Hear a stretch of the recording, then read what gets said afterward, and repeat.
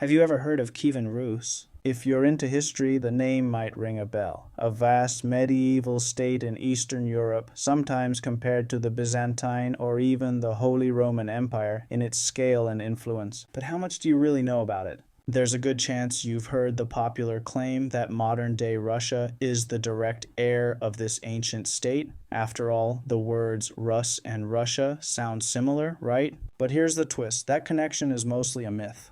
Let's break it down.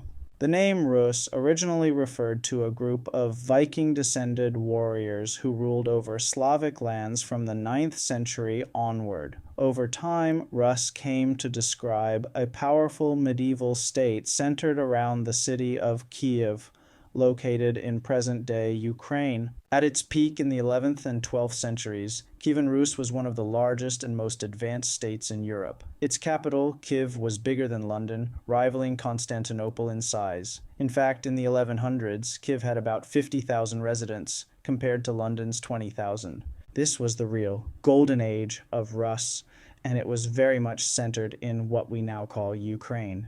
But then, disaster struck. The Mongol invasion of the 13th century devastated Kyiv. The city was burned to the ground. Over 90% of its population was killed or displaced.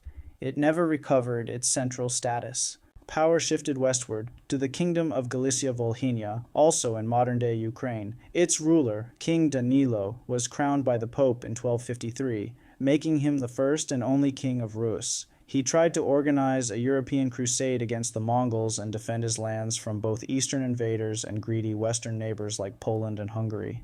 But eventually his kingdom was overrun and absorbed into the Polish-Lithuanian Commonwealth. Meanwhile, far to the northeast, a small principality known as Muscovy, today's Russia, was just beginning to rise. And here's where things get political. As Muscovy grew more powerful, it sought to legitimize itself by claiming the heritage of Kyivan Rus, even though it had no real historical or geographic connection to Kyiv.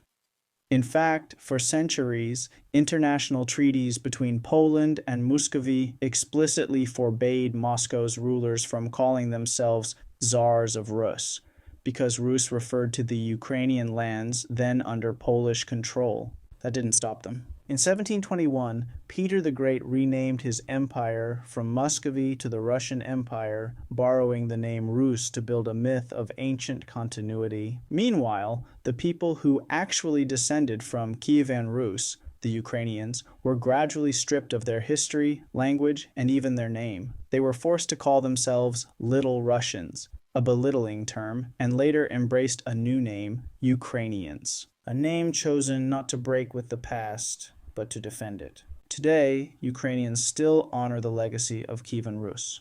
You can see it in their culture, their language, their religion, and their national identity. History can be complicated, but it can also be rewritten, unless we speak the truth. Kyivan Rus was not the beginning of Russia. It was the beginning of Ukraine. Now that you know, share this story, because knowledge is power, and truth is worth defending.